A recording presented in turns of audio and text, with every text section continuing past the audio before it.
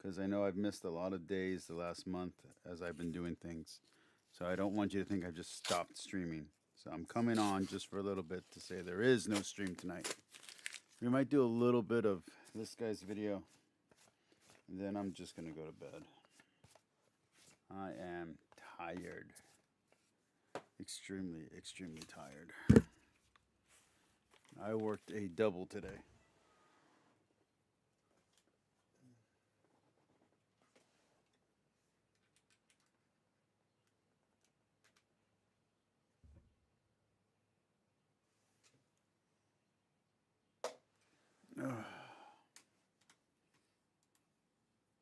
In this video, I want to take apart 6 bad arguments for Christian apologetics. My name is Chris. I have a MDiv, a Master of Arts in Theology, and a PhD in Christian Origins, and I do self-identify as a Christian. So you might wonder, why do I want to take apart Christian apologetics? I was raised on Christian apologetics. I came of age reading things like The Case for Christ, listening to people like Ravi Zacharias, reading C.S. Lewis, and I thought that Christian apologetics was the perfect foundation for me to have an intellectual defense for my faith. And as a kid, I remember often, it's hard growing up a Christian kid and feeling like what you believe is really irrational. And Christian apologetics gave me a way of confidently feeling like what I believed was demonstrably true, that I could just show with a combination of logic and historic evidence that Christianity had to be the one true religion. Now, the problem is that Christian apologetics worked as a gateway into actual study. And as I actually started to study Christianity, virtually every single argument for Christian apologetics either became really obviously flawed or just essentially fell apart under almost all the apologetical arguments end up being complete bullshit. Actual historic scrutiny. So in this video, I want to take apart 6 bad arguments from Christian apologetics. Number 1, we need God for objective moral truth. Now, it feels weird to try to dismantle this because I think there is a lot of really convincing things within this argument. But what happens is the argument that we need God for objective moral truth falls really flat as a justification for Christianity specifically. It can work as a justification for theism more generally, but it actually would justify almost any belief in a deity that a lot of different religions have. So it's not a specifically Christian argument. I was exposed to this argument through people like Ravi Zacharias or John Lennox, who's still going, or C.S. Lewis, Mere Christianity. So this is sort of like a completely discredited and dishonored, even post-mortem. Natural law argument that there's sort of objective morality written into humans, whatever that looks like, and that ultimately comes from God. And people who argue this basically argue that atheists don't have justification for objective morality. That if we just took atheist conclusions to their logical end, because there was no morality before Christianity existed or Judaism existed. This is such a stupid argument. Society would just fall apart and we'd have genocide and all these types of things. I think at its core, I actually just find this argument really dishonest because when you look at human civilizations, you actually see that virtually every human civilization has some sort of moral code written into it. And that's where we can say, oh yeah, like this is an argument for natural law. And maybe it is, but it's not an argument for Christianity specifically. And as somebody who studied early Christianity, it gets even more problematic because Christians stole a lot of their philosophy from the Greek world that they lived in. I remember reading Philo of Alexandria, who's a Jewish philosopher from Alexandria, lived in the 1st century, and I wrote my master's thesis on his work, and realizing that he had a pretty well-established idea of natural law, and I wrote a script for YouTube on his work. Give me credit. Give me an honorary degree, guys. Come on. I've done enough work. Watch my 11 years of content. Even had this argument that Plato had borrowed from Moses. So Moses was like the original lawgiver, but Plato had stolen all of his ideas. So Philo was reading Hellenistic philosophy and seeing something in it that he thought justified his faith.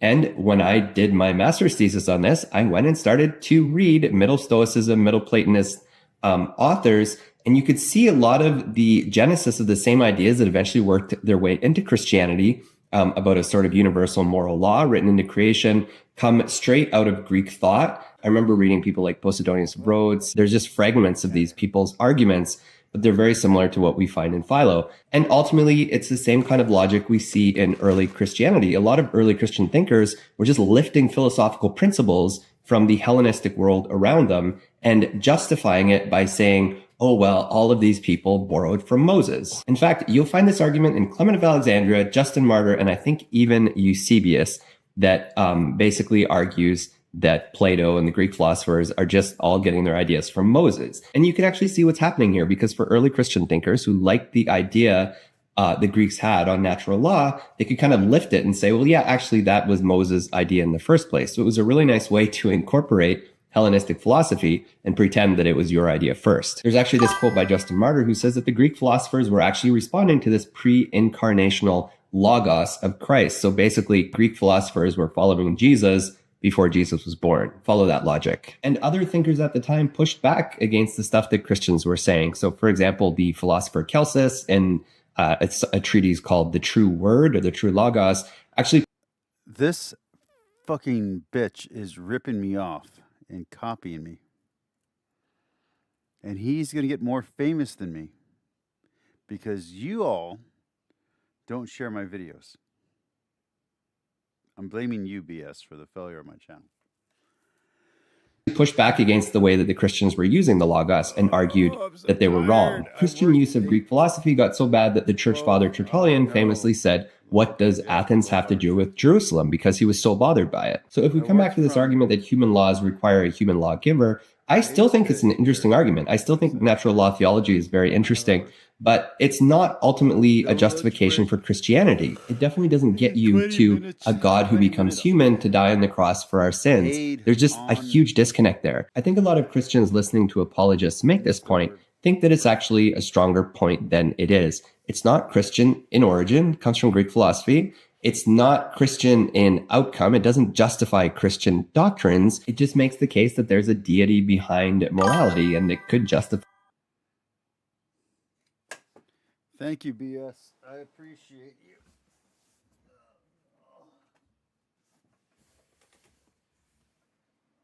I'll name you in my will. I'll get you my Elgato. What is it? The button thing. Stream Deck. You'll get my Stream Deck in my will, buddy. Actually any monotheistic religion. So number 2 in bad Christian apologetics, the earth is 6,000 years old. I, believe it or not, never took a science class after grade 10 because my first science class, I started hearing about evolution and I was pretty sure I was being persecuted. That seems ridiculous now, but it's 100% true. So unfortunately, I am woefully inequipped to try to argue with young earth creationists on the level of science. But here's what I can do, and ultimately why young earth creationism as an argument fails. Geography, archaeology, radio dating, radiation dating.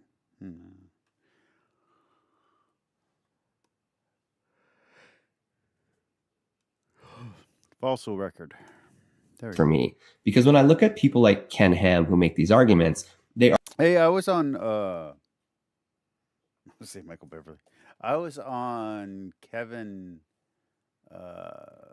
No Cath, whatever channel X Radcath's channel this morning at 6 a.m. for you people. BS. I hope you appreciate that. I got up early just for you. Are always really uncritical of the Bible. Thomas. So as somebody who was trained to study the Bible, when I look at people arguing for young earth creationism, they have no friggin' idea where the Bible came from. They don't actually understand where the Genesis accounts came. It's because I don't have hair. Are you gonna tell me I gotta get a freaking degree to be on YouTube? I don't want to get a degree to be on YouTube. YouTube's supposed to be free. I want the shoe on head treatment. Came from, how they evolved. They don't understand that there are 2 different creation stories in Genesis 1 and 2. There's just this really uncritical way of treating the Bible like a science textbook. So in another video, I talked about where biblical inerrancy as a concept comes from. It's a 20th. You think he mused? I think he mused.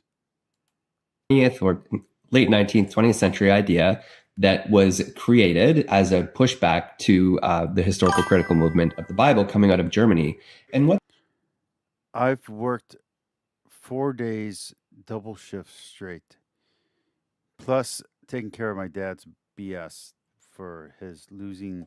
We couldn't pay taxes because we do homestead, and he lost his ID, and they wouldn't let me pay with my ID.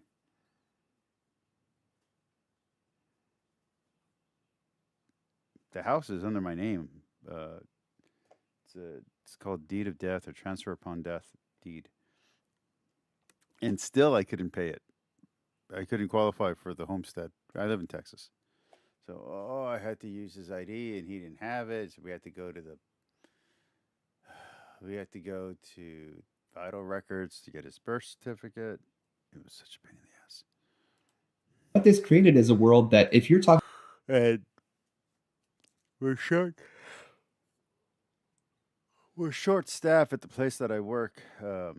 Not at this particular store, but at the bigger company, and so they're having us cover for other people, and I am so exhausted. I've been working double shift after double shift, and I am so tired. And I have to pay my dad's nurse to be here because I can't leave my dad alone. So I'm actually losing money by getting double shifts.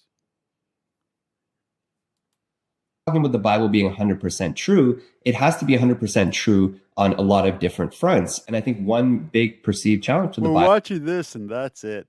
Okay, we're watching this, and then we're out. was Darwinian naturalistic evolution. So if you invent this doctrine of biblical inerrancy, which Christians did in the 20th century, the Bible has to be inerrant in all of its things. So if the Bible has a creation account, all of a sudden, Everybody, go subscribe to Thomas Routledge's channel. He doesn't have any videos, but let's just see if we can get him 1,000 subscribers tonight. Let's get him monetized for no reason. I don't think he does anything on his channel. Let's get him 1,000 views tonight. I mean, in the Middle Ages, you wouldn't even Let's get him monetized today. Let's get him 2,000 viewers right now. have competing creation accounts. But now, thanks to Darwin, your creation account has to be right over and against this Darwinian evolutionary account of the origin of the species. So this is kind of the ridiculous doctrine that created this really young unreal. earth creationist movement we see now.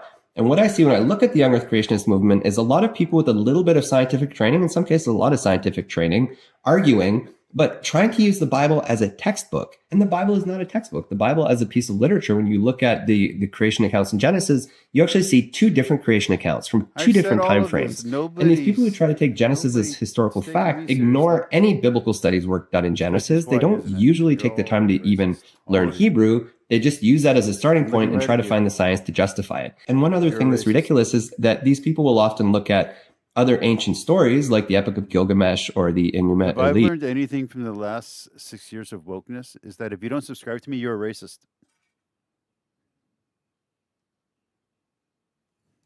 Which is the Babylonian creation myth.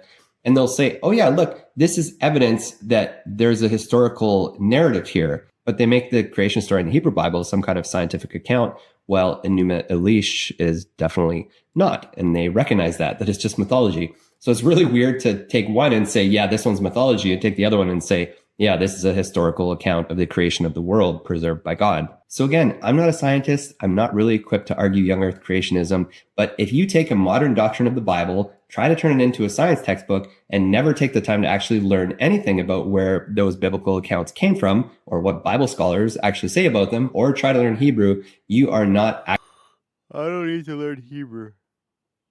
We're good. actually doing anything intelligent. The third bad apologist argument, and now we are coming to Did you my just call me field of New stupid? Testament, is that the Gospels are early and reliable. I remember reading this in The Case for Christ, and Lee By the way, Strobel this interviews, is is it every Craig complaint I've Blomberg? I made forget. against Trent Horn, by the way, because Trent Horn is more reliable than a lot of other apologists when it comes to solid arguments. So this is really arguments against Trent Horn, and then like the young earth creation thing, that would be more against the Protestants. But everything else, these are all accusations I level against Trent Horn. It's been a while since I've read it, but reading The Case for Christ, you basically get this idea that the Gospels were just eyewitness accounts of what happened. They wrote down what they saw, and anybody who's trying to argue differently is just ignoring the evidence. The truth is actually very different. The truth is that the Gospels show evidence of decades of evolution. I've done other videos, and I will do more, about how there are older gospels hiding behind our gospels. One is likely a gospel source that scholars call Q, which is just the German word Quellum, which means a source gospel that both Matthew and Luke use. Even by the time you get to the Gospel of Mark, you're talking about around 70, so probably 4 decades after Jesus. Matthew and Luke a couple decades later, and John maybe even a decade later, around between 90 and 100.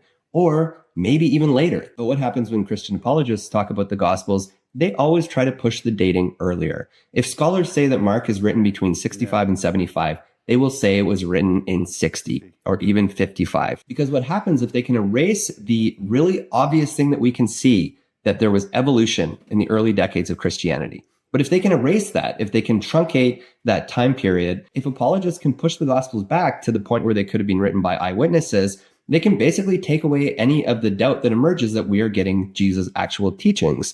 But what actually happens when you read the Gospels? You actually see there are different communities, there are different needs. Matthew, Luke, Mark, John all have totally different theology behind them, and authors trying to do different things. And you get all these little historical proof texts from apologists. One of the ones I've mentioned in the past is this argument about Papias. So Eusebius mentions the church historian Papias, and Papias says that Mark wrote down the recollections of Peter, and Matthew was originally written in Hebrew. So you get this throwaway thing from apologists that will say, yeah, Papias says that Matthew's written in Hebrew, and Mark is the recollections of Peter.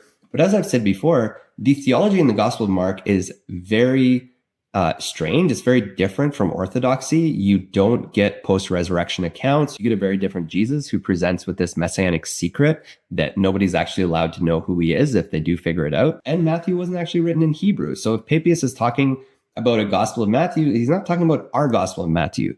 And people just kind of hear these little arguments like, oh, Papias talks about the Gospels and how early they are.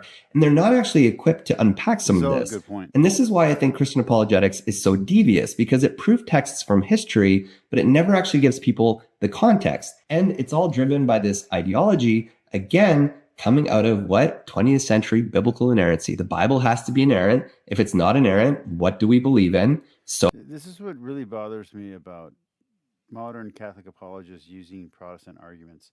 Trent Horn literally wrote a book called When Catholics Argue Like Protestants. And yet he still argues like a Protestant whenever he's trying to appeal to them. It's just really stupid. Stop doing it. Just stop. We're not Protestants. We're not idiots. Stop arguing like Protestants. The Protestants are not, they're not smart people. They're just not. Like, I'm sorry. Evolution is real. Vaccines are real.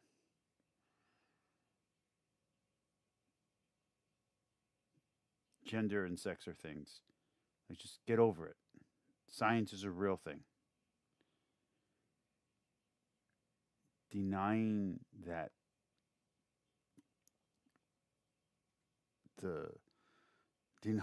we landed on the moon, denying concepts like history is just stupid. You just stop doing it. Like, please, my Protestant friends, stop denying evolution. Stop denying basic science. So you take the Bible and you try to make it inerrant by pushing the dates back and ignoring the scholars who rightly point that there's a lot of theological difference, there's a lot of evolution, even by the time we get the Gospels. Bad apologetics argument number 4, the manuscript tradition is extremely reliable. I'm going to focus on the New Testament for this one, but there is a lot of discussion about Hebrew Bible text criticism that should happen too. But New Testament text criticism is basically a field that looks at the many, many documents of the New Testament that we have, and it looks at variations and it looks at changes. And I've talked about some of the changes in other videos. Things like the famous pericope adulterae, which is in between John 7 and John 8, women caught in adultery, which is not in the earliest manuscripts of the Gospel of John. I've talked about the longer ending of Mark and how it wasn't in original manuscripts. So the oldest Gospel of Mark just ended with the women leaving the empty tomb and saying nothing to nobody. So these are the sort of big kind of text critical problems with the New Testament that, almost everybody knows these. And what fundamentalists or apologists will argue is that these things don't matter because at the core, when we look at the manuscripts and we go back in time, we have a reliable tradition. And even the more manuscripts that we find, the more certain we can be of what the originals of the Gospels or the letters of Paul. Ridiculous, because they're not.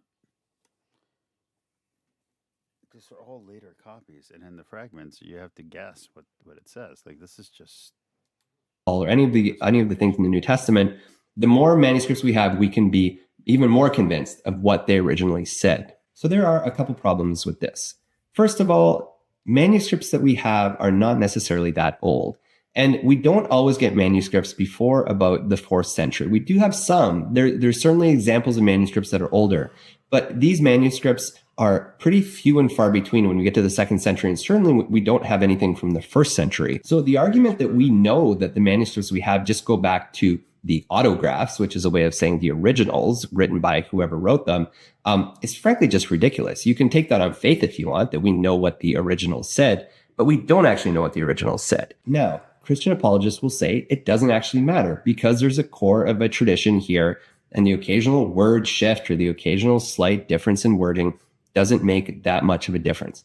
Now, I actually agree with that. However, if you were arguing that the Bible is inerrant, it does matter that we have the right copies of the Bible. But I don't think the Bible is inerrant, so it doesn't matter to me that much. But here's the bigger problem. The bigger problem is actually about the canon of Scripture. And I've made this argument in another video right here, which I'll link to, so I won't talk too much about it now. But the evolution of what constituted Scripture was ongoing. It took until the 4th century to get a New Testament that looks anything like what we have. I made this video on Codex Sinaiticus. I always say it wrong, so people yell at me in the comments, but Codex Sinaiticus, which actually has 2 different books in the New Testament. It has the Shepherd of Hermas and the Epistle of Barnabas. So we have an evolution, not just in the texts themselves, but actually in which texts were considered authoritative by the church. And to me, this is a way bigger problem. Because people who argue that the manuscript tradition is really authentic and accurate actually ignore the fact that the early church read a bunch of different things as scripture that in the 3rd and 4th centuries people stopped reading. We know that there are virtually hundreds of other early Christian books that people read alongside what we currently have as our New Testament, and in many cases considered scripture. And I think this really illustrates the stupidest thing about this argument about the manuscript tradition being authentic. Think of it this way. Imagine you have a letter from your grandma. It's a photocopy of a letter. And you've never met your grandma. You just have this letter. And, you treasure this letter because it's from your grandma. And somewhere in an attic somewhere, someone finds a box of old letters, all written by your grandma. And this is a fantastic opportunity for you. So you go and start digging around in this box of old letters to try to find the original of the letter that you have photocopied. And when somebody says to you, would you like to read more of these letters so you can actually get a bigger picture of who your grandma was? You just say, no thanks, I got the photocopy, I know who she was, I just want to prove that this is the original. That's basically, in a nutshell, what this argument forces you into. When you try to say that you have a reliable tradition of biblical manuscripts, and you're not even interested in anything outside of the later construction of canon, you don't actually care about early Christianity. You don't actually care about understanding the diversity and variety and evolution of early Christianity. You're just trying to justify your beliefs. And that's why this 4th argument from Christian apologetics fails. Bad Christian apologetics argument number 5, there are no Bible contradictions. Spoiler alert, there are a ton of Bible contradictions. And that's considering the fact that, as I just said, the Bible was literally compiled and edited by the church to be as smooth as possible. I think people don't realize this, that when they talk about Bible contradictions, there are still contradictions in the Bible, even though the church tried to harmonize and synthesize the Bible tradition. It's important to say. But aside from that, we have... I disagree with that estimate. I would say that the scribes, what they were actually trying to do was, they weren't always trying to harmonize. What they were also trying to do is just record different versions of the same story, because they didn't want to take a chance of not recording the correct version. So I think they just recorded every version. Contradictions from everything about the actions of Jesus, the birth narratives, the resurrection narratives. I've given the example of Judas's death in another video. We have contradictions right from the earliest stories in Genesis about creation. We have contradictions even within the letters and between the letters and so-called letters and fake letters of Paul. We have contradictions all through the Bible. And I'm not going to take a lot of time in this video to start pointing them out. I've done that before in other videos. There's one here that you can go and check out. I do know as soon as I talk about Bible contradictions, people are going to start trying to bring out their favorite explanations for why it's not a contradiction. Remember, one more time, because of the doctrine of inerrancy, a lot of modern fundamentalist Christians think the Bible can't have contradictions. It doesn't matter to me that the Bible has contradictions. I actually find it more interesting, and as a historian, it helps me understand a little bit more about what was going on at that time. However, when modern apologists spend a ton of time trying to explain away contradictions to reaffirm the overly simplistic faith of the flock, it really annoys me. Because, as I've said, you can be a Christian and recognize that the Bible has contradictions. Those two things are not mutually exclusive. Okay, rounding out this list, bad Christian apologetics arguments number 6. We have really good evidence for the resurrection. I should do a whole video on this at some point because it is a really interesting question. But there are a lot of very predictable apologists' arguments about the resurrection. For example, we say, well, 500 people saw Jesus after he was raised from the dead. Now, Paul claims that 500 people saw Jesus after he was raised from the dead. I believe Paul is referencing an earlier tradition, but as I said in a different video, we don't actually know where this tradition came from. We don't actually have any way to verify these 500 eyewitnesses, and we don't actually know what resurrection in this context means. And that if you look at where this story appears, you'll see that Paul's idea of resurrection might not be as straightforward as we like to think. Let's leave that. Apologists will also say, well, people went to their deaths for this. And as I've also said in other videos, I don't really see why people dying for something they believe in is evidence that it happened or that it's true. Agreed. And I think we would have to look no further than, for example, terrorist attacks that people do because they believe their religion is true. That people going to their death for something doesn't necessarily make it true. I'm just going to write that one off. But here's one that I actually do think is kind of interesting. That women witnessed the resurrection. And if somebody was making this up, they wouldn't have had women witness it because women weren't allowed to be witnesses in a court case. I do think it's an interesting idea. I actually do. Here's where it falls apart to me. First of all, the idea that women couldn't be witnesses in court, I think is actually pulling from later rabbinic Judaism traditions, if I'm not mistaken. But it doesn't really matter because Mark, most scholars agree, is not written to a Jewish audience. It's written to a Gentile audience. So I heard somebody talk about this recently and say, well, the women would have been there to anoint the body after the crucifixion. There could be an argument to that. And maybe that's what people are expecting, that these women were just tending to a body. It's also important to remember, though, Mark is written to a Gentile audience, maybe even in Rome, which is commonly thought. And what would a Gentile audience in Rome have thought about women having a miraculous experience?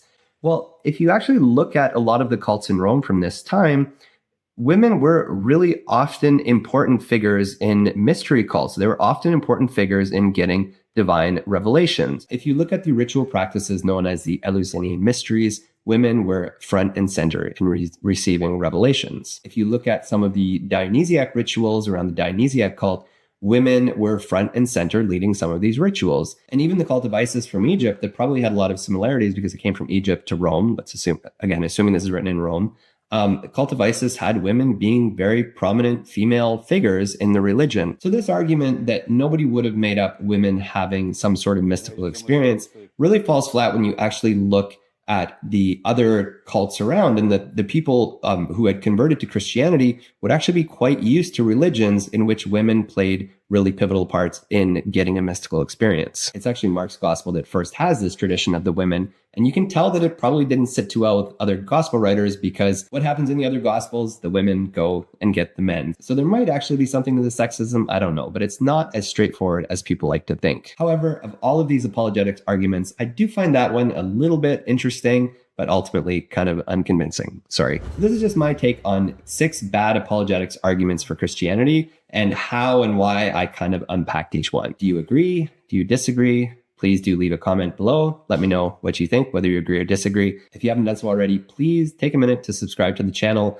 I'm doing lots of videos on ancient and modern Christianity and everything in between. And the channel's... There we go. All right. I think I might have fallen asleep just a little bit while watching this.